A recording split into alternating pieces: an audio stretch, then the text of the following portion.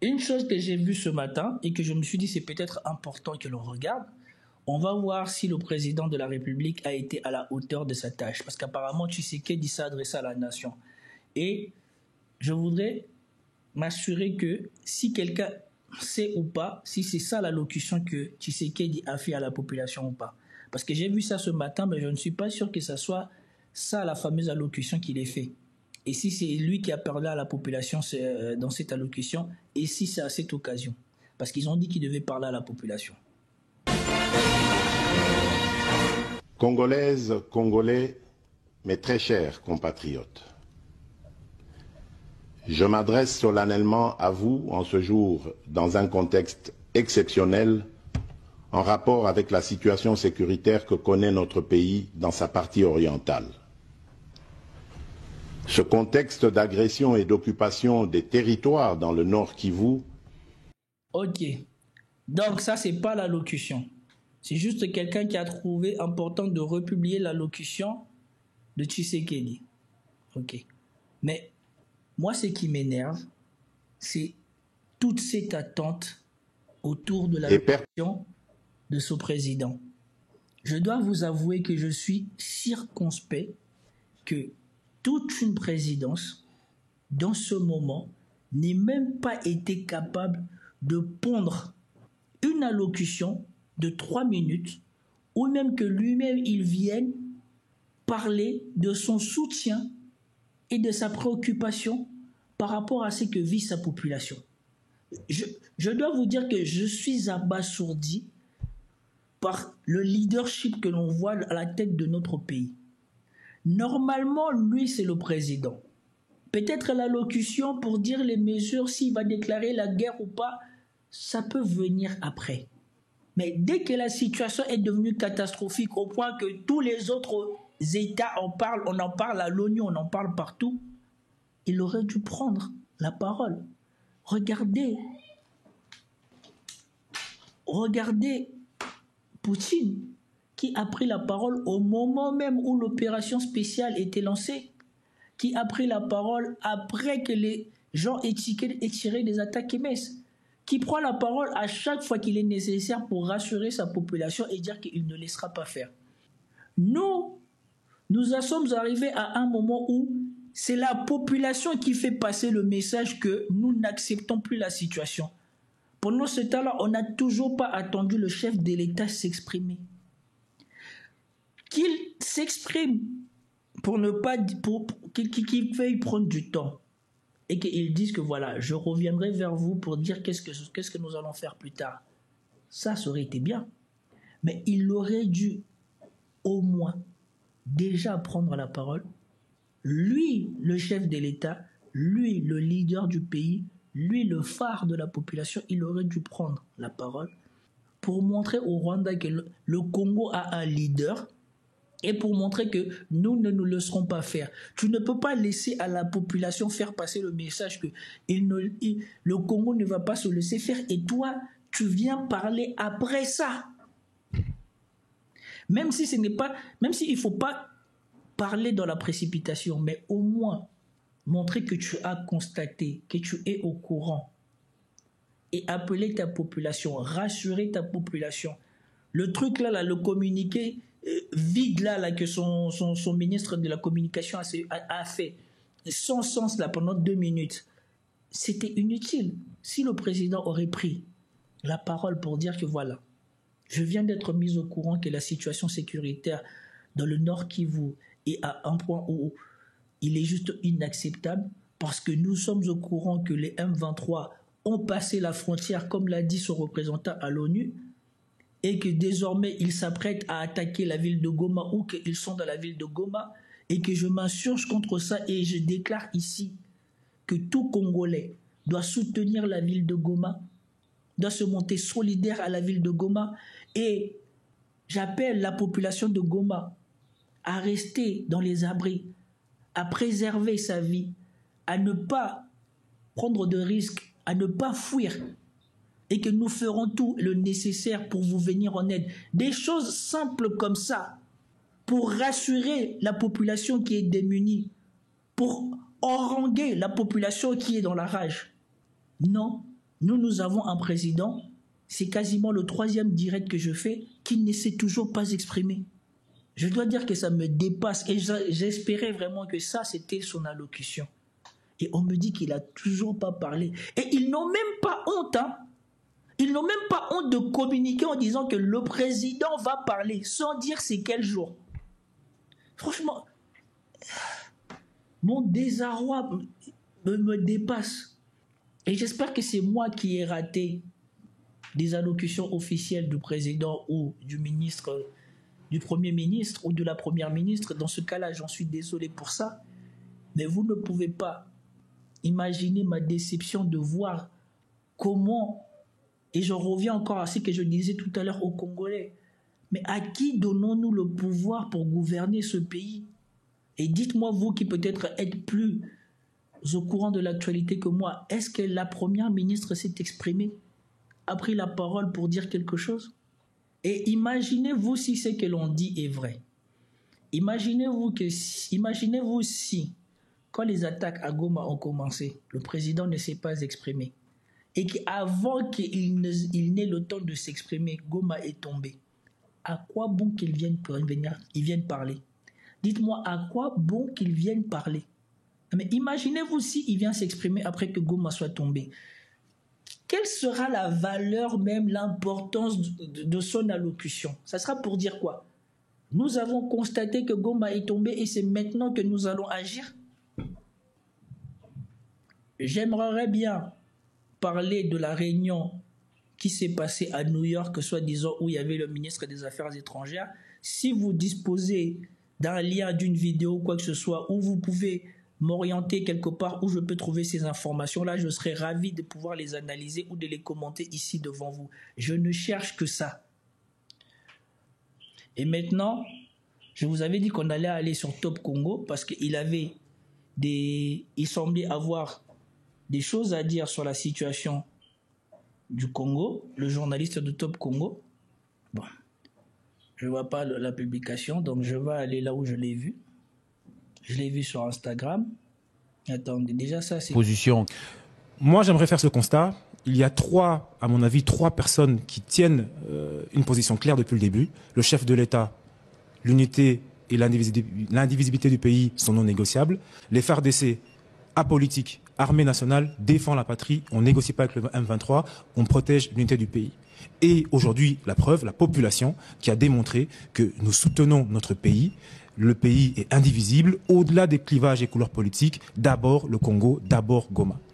À part ces trois catégories, je fustige effectivement l'absence de prise de position de l'opposition, entre autres, et j'irai sur une autre catégorie par la suite, qui aujourd'hui berce dans le silence sans proposer de solution. La question rwandaise est une question supranationale. La seule question qui nous intéresse aujourd'hui, c'est cette question-là. Je rappelle que le chef de l'AFC était l'ancien président de la CENI.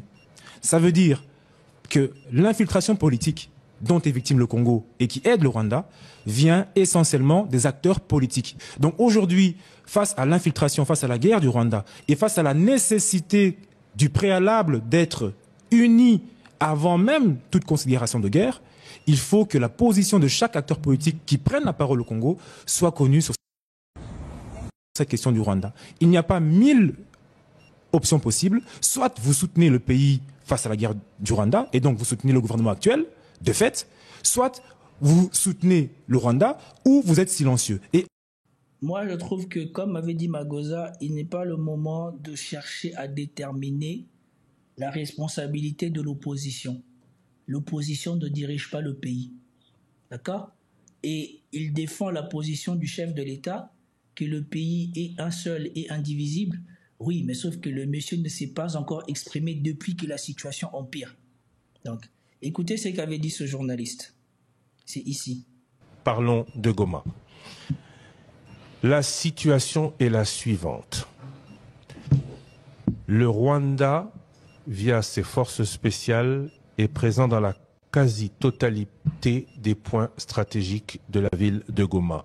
C'est ce qui ressort de la situation ce soir, et les images qu'on ne pourra pas vous diffuser,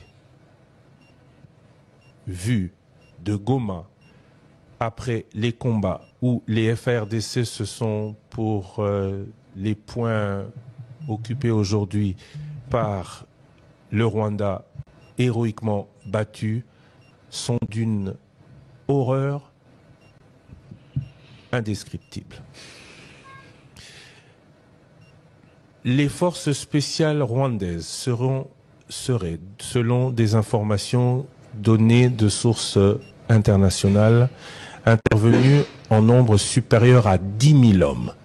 Et alors qu'hier soir, les FARDC avaient récupéré la RTNC notamment, et que l'aéroport n'était pas sous leur contrôle, cette nuit, des milliers de soldats sont intervenus dans la ville. Ce matin, le ministre d'État Mwindo Nzangi nous le disait à mots couverts. Ce matin, nous découvrions petit à petit une vérité qui a fait froid dans le dos à ceux qui ont pu voir les images. Ceux de Goma pourront vous en parler, mais la vérité sur Top Congo FM étant la règle, nous devions vous dire que ce matin a eu lieu dans le chef-lieu de la province du Nord Kivu un vrai carnage. Les forces spéciales rwandaises sont intervenues et un peu plus tard dans la journée a été aperçu marchant dans la ville, entouré des forces spéciales, sans aucune gêne, un des leaders du M23. Donc, en ce qui me concerne, on ne parle pas à la première personne du singulier, on ne parle pas, un journaliste ne donne pas ses émotions sur antenne, mais en ce qui concerne ce que le journaliste que je suis a vu, il est clair que ces combats ont opposé les forces spéciales rwandaises au FARDC et au Wazalendo. Parlons de Goma. Voilà. Donc, très énigmatique comme allocution ou comme déclaration de ce journaliste. Et voilà pourquoi je vous dis que c'est problématique d'avoir des chefs de l'État qui, par rapport à la publication que nous venons de voir précédemment, est défendu, un gouvernement qui est défendu, mais par contre, qui, au lieu d'insuffler de l'espoir, de l'envie, de la revanche, de je ne sais pas quoi dans la population, reste absent. Le monsieur là précédemment, il est là à se préoccuper de savoir quelle est la détermination de l'opposition, ou pas si la position soutient, ou pas si la position dit pas. Les gens n'ont pas besoin d'attendre les leaders de l'opposition parler. Tout le monde dans le pays suivra ce que le chef dit. Si le chef sait enflammer sa population, sait parler à sa population, sait rassurer sa population, sait galvaniser sa population, pensez-vous que l'opposition viendra faire le contraire?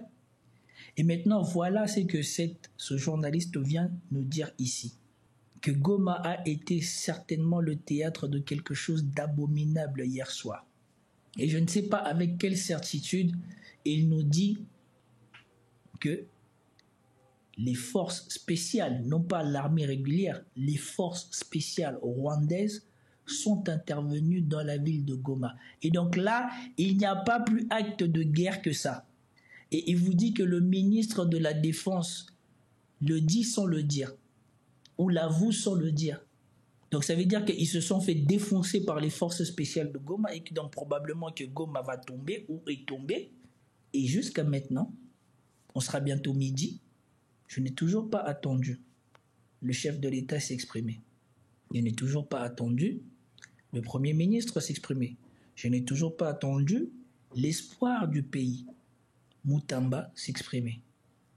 Et je ne sais pas qu'est-ce qu'on peut vraiment espérer quand on a des autorités qui sont à ce point absents et qui ne se rendent pas compte de la force des images.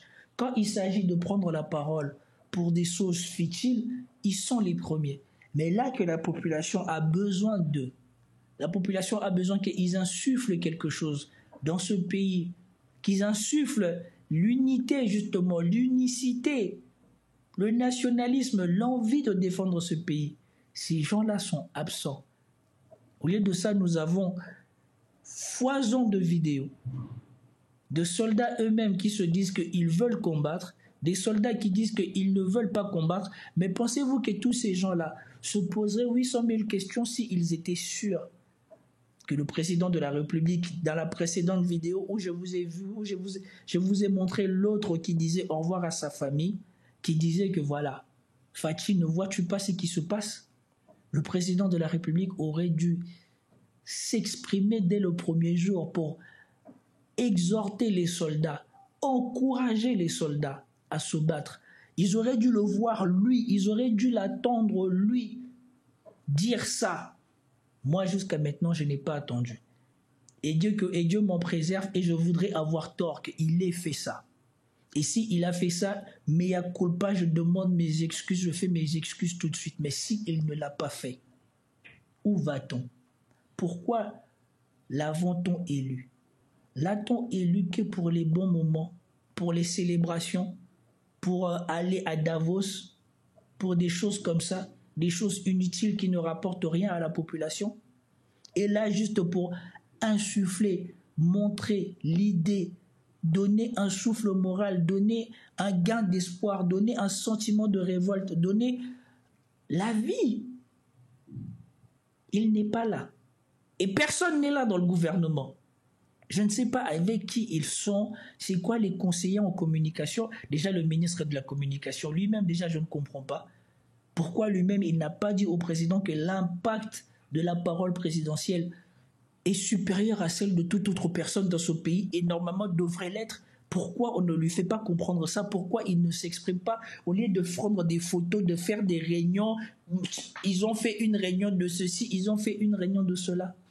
Franchement, j'espère de tout cœur qu'à Kinshasa, on a attendu leurs paroles ou qu'on les a vus parler. Normalement, avec les réseaux sociaux, il y aurait dû au moins avoir une allocution dès le premier jour. Sur Facebook, sur Twitter, sur tous les canaux de communication, on aurait dû communiquer que voilà, le président de la République dénonce cette attaque du Rwanda et exhorte la population à rester en sécurité et encourage et de toute force avec l'armée congolaise pour qu'elle lutte et qu'elle puisse contrer cette attaque. Même des simples communiqués comme ça. Je ne sais pas comment est-ce qu'ils ne sont pas capables de pondre des bêtises comme ça, comme je viens de sortir de ma bouche, qui n'ont l'air de rien, mais venus de la bonne personne qui font toute la différence. C'est juste incroyable. Et maintenant, si ce que cette personne dit est vrai, à quoi bon que le président de la République vienne parler après? Pour nous dire quoi? Il commençait à y avoir un peu d'espoir quand on a vu que les soldats congolais n'avaient pas perdu l'aéroport de Goma et étaient résolument convaincus qu'ils allaient faire quelque chose et ils avaient envie de se battre. Mais qu'est-ce que vous voulez leur dire maintenant si on vous dit ça? Si on ne les a pas encouragés, si on ne leur a pas envoyé le soutien nécessaire et s'ils se sont retrouvés face aux forces spéciales et surtout s'ils ont été massacrés, que dire à ces gens-là? Que dire à leur population? Que dire à ceux qui ont survécu à ça? C'est vraiment déplorable. C'est l'un de mes derniers lives sur ce sujet. Je pense que la prochaine fois que je vais en parler, ça sera peut-être lundi ou ce week-end. Mais je pense qu'on va en parler lundi. Parce que franchement, c'est très promotionnel et ça m'empêche même de faire ce que je fais quotidiennement ici sur ma chaîne. Parce que ça me prend par le cœur et j'ai envie de m'exprimer et je passe du temps à parler, à radoter et je ne sais pas si c'est utile, si ça vous sert à quelque chose. Ok. Essayons de voir les différentes images qu'on a vues. Ici, on a un tweet et non une prise de parole du fameux espoir du pays qui dit « J'invite les jeunes guerriers congolais, les gomatraciens à braver la peur et à se prendre en charge. Bravo à nos FARC et aux Wazalendo pour la résistance, vous êtes des héros. » Nous sommes dans un pays qui refuse de déclarer l'état de guerre, mais dont les ministres invitent les civils à se prendre en charge face à une situation de guerre. Mais est-ce que vous vous rendez compte de... Ces gens-là, quand ils écrivent, est-ce qu'ils se rendent compte de qu'est-ce qu'ils demandent aux gens, de ce qu'ils disent aux gens? Même lui, Moutamba, vraiment, il dit des choses comme ça. Tu ne peux pas être en état de guerre, ne pas déclarer la guerre et demander à des civils de se prendre en charge. Dans ce cas-là, l'État sert à quoi?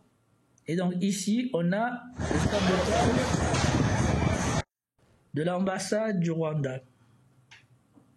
Moi, ce qui me désole, c'est comment est-ce que ces gens-là, malgré tout ce qu'ils ont fait à notre pays depuis plus de 20 ans, et ce qu'ils font depuis la résurgence du M23, ils ont toujours une ambassade dans notre pays. Moi, c'est ça qui me dépasse. En Corée du Sud, jamais tu trouveras un Coréen du Sud parler favorablement des Japonais. Je ne sais même pas s'il y a des relations diplomatiques entre la Corée du Sud et le Japon.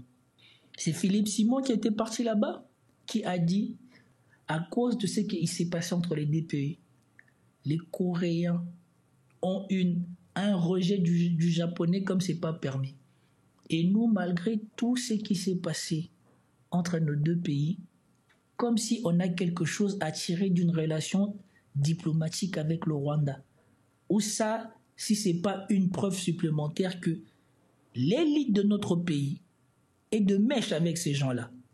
Qu'est-ce que tu vas entamer des relations diplomatiques avec quelqu'un qui s'enrichit en prenant ta richesse? Ok. Qu'est-ce que nous avons d'autre? Bon, après, c'est parti dans n'importe quoi. Ils ont saccagé un magasin Paul. Mais ce qui m'a le plus étonné, regardez-moi ça. Regardez-moi ce communiqué. Je veux vous le lire. L'observation de dépenses publiques, l'ODEP, n'est pas restée inactive face à la prise de la ville de Goma. Donc ici, nous avons eu une entité étatique ou un organisme public qui déclare que la ville a été prise. Donc même au sein de ceux qui travaillent pour l'État, ils n'arrivent pas à avoir une parole unie, une parole simple, une parole pour tout le monde. Les choses sont divergentes même dans leur communiqué. Le gouvernement n'a jamais reconnu officiellement que Goma est tombé, mais dans les papiers ici, on vous dit, et j'espère que ce n'est pas ce qui est dit dans leur publication et que c'est Voice Congo qui l'a écrit comme ça. Prise par la prise de la ville de Goma par le M23, soutenue par le Rwanda, tout en condamnant cet acte de guerre, d'agression de Rwanda, l'ODEP demande au président Félix Tshisekedi de prendre les mesures fortes. Pour faire face à cette crise, dans un élan de patriotisme, l'ODEP a publié un communiqué proposant plusieurs actions au chef de l'État Félix Tshisekedi. L'état-major de ce pays, les soldats, ils sont où? Le ministre de la Défense, ils sont où? Le ministère de la Défense du Congo, ils sont où? Normalement, ce n'est pas l'organisme des dépenses publiques qui doit penser à ça. Pour faire face à cette crise, ça c'est ce que j'ai déjà lu, le renvoi sans délai du ministre de la Défense et de l'Intérieur.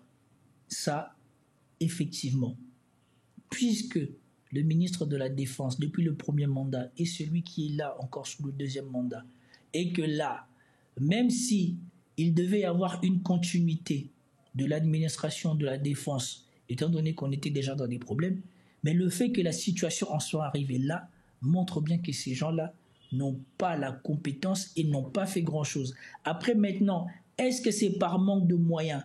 Est-ce que c'est par manque de pouvoir parce qu'on leur a empêché de faire ça? On ne saura pas.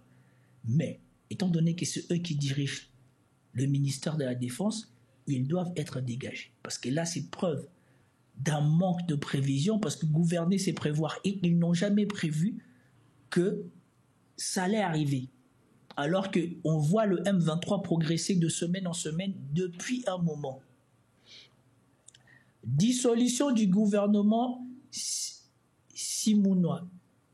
Jugé responsable de cet échec, je ne pense pas. Cette situation compliquée a commencé bien avant.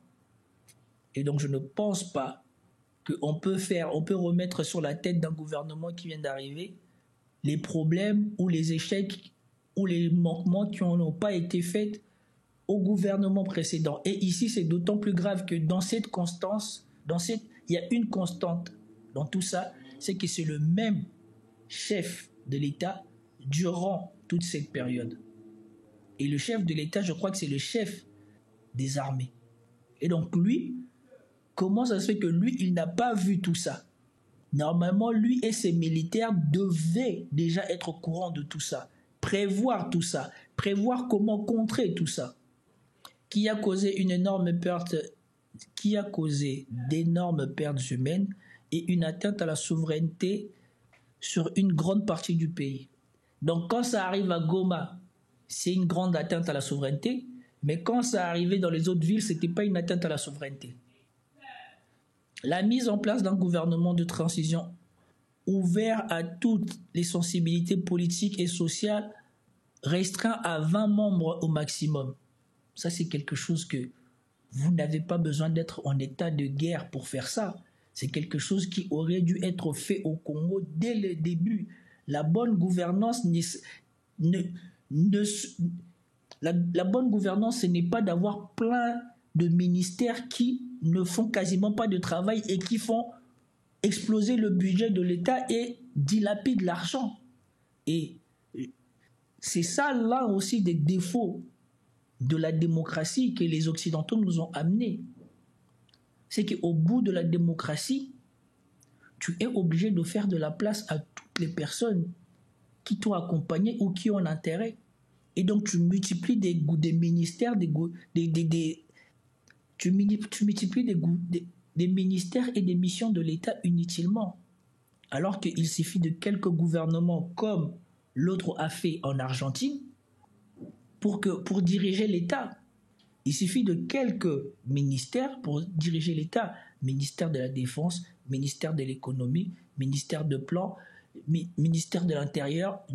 Il suffit de quelques ministères régaliens et de quelques ministères pour assurer l'aménagement du territoire et que le territoire va bien pour diriger le pays. Et non pas, je ne sais pas combien de ministres pour que le pays finisse comme ça. Et surtout nous qui sommes dans une situation d'agression, comme ils aiment l'appeler, notre priorité aurait été de faire ça plutôt que de multiplier des goûts. Vous avez déjà vu la table des réunions de ministres de ce pays? Il manque plus qu'à faire un ministère du foufou.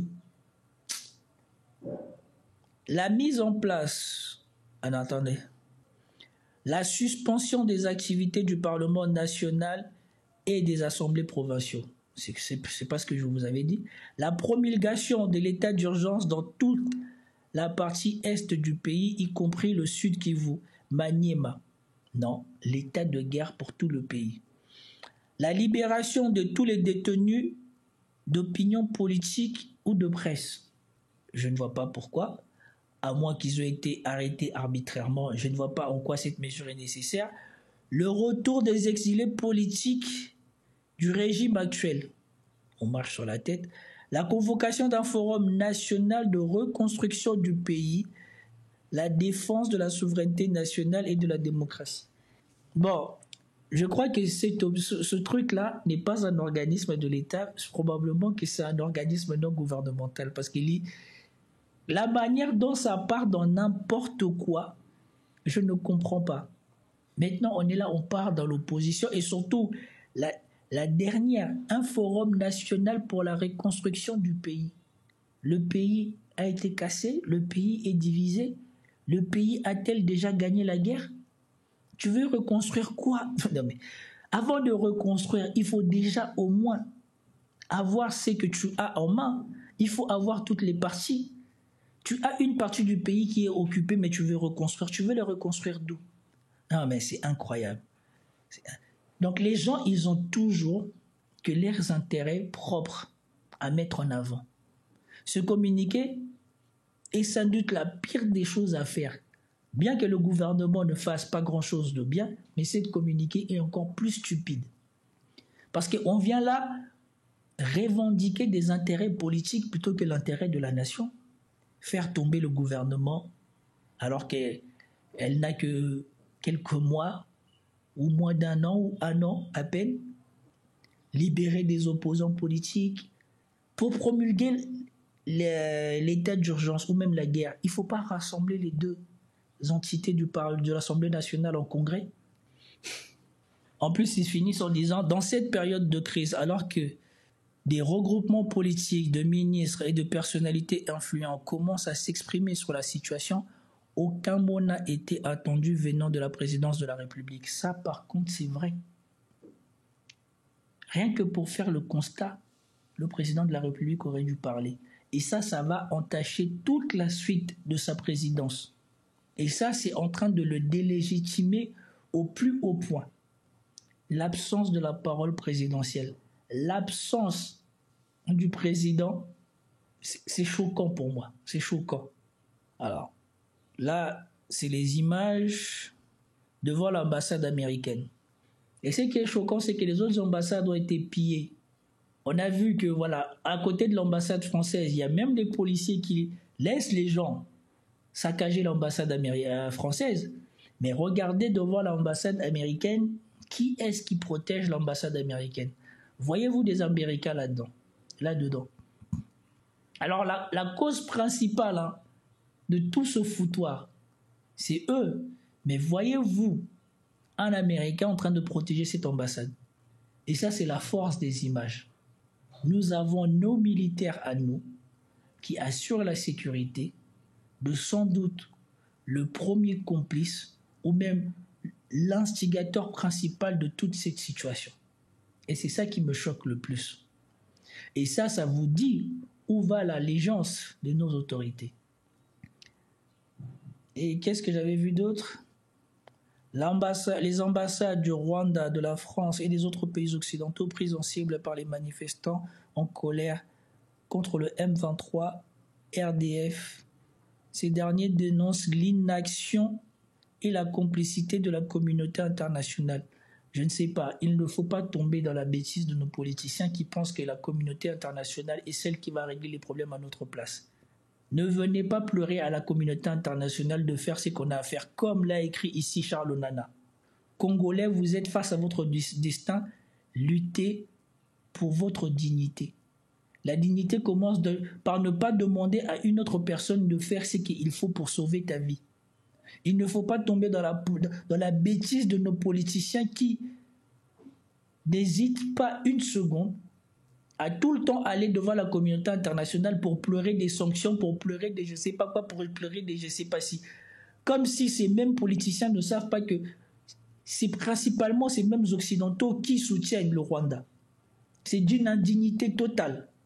Pendant 25 ans, j'ai alerté, dénoncé les plans contre la RD Congo. On exécute maintenant et tout le monde regarde le vol d'un État et d'un peuple en silence. Congolais, vous êtes seuls face à votre destin. Luttez pour votre dignité. Et la première dignité, c'est de ne pas rentrer dans la bêtise de nos dirigeants. Ce n'est pas d'aller pleurer l'aide, les sanctions, la réaction de la communauté internationale. C'est de nous-mêmes commencer à agir. C'est comme les jeunes ont fait. Ils sont partis, ils ont brûlé leurs ambassades, et le mieux même, c'est de demander à leurs représentants au pays de partir du pays. C'est incroyable. En tout cas, je pense que j'en ai assez dit par rapport à ce conflit qui me désole, qui me perturbe, qui me fend le cœur. Je suis de tout cœur avec la population congolaise, les jeunes. Je soutiens de tout cœur ce qu'ils ont fait.